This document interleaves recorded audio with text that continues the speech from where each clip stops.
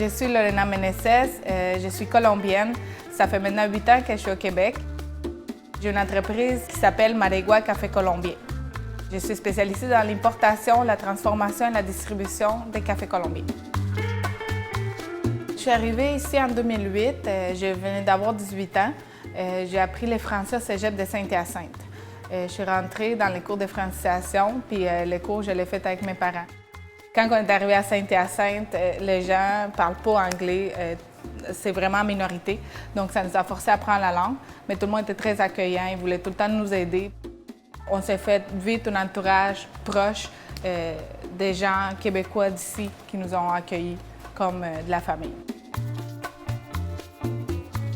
Maregua, c'est une entreprise d'importation. Premier temps, on fait l'importation des grains de verre de la Colombie qu'on va chercher directement à la source sans aucun intermédiaire.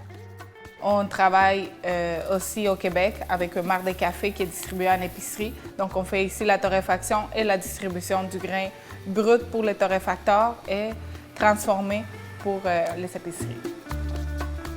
Après un an de production, on a vu les besoins de s'établir directement au public.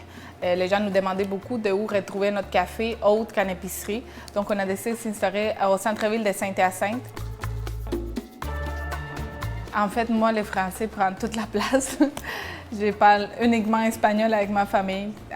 Tous les jours, je communique en français avec mes distributeurs, avec les gérants des magasins ou que ce soit avec n'importe qui, en fait, que je vais vendre mon café, je le vends en français.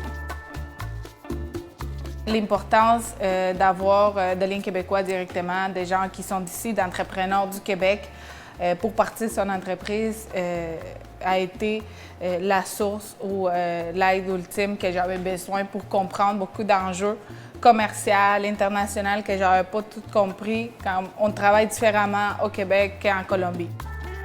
Apprendre le français, c'est pas juste intégrer à la société, c'est vraiment vivre au Québec. Il faut comprendre qu'on n'est pas dans la petite Colombie ou on n'est pas dans les petites Venezuela ou peu importe le pays. Il faut qu'on apprenne à vivre, oui, avec nos racines, puis qu'on fasse le lien parce que ça fait partie de nous, comme notre accent, comme tout ce qu'on vit.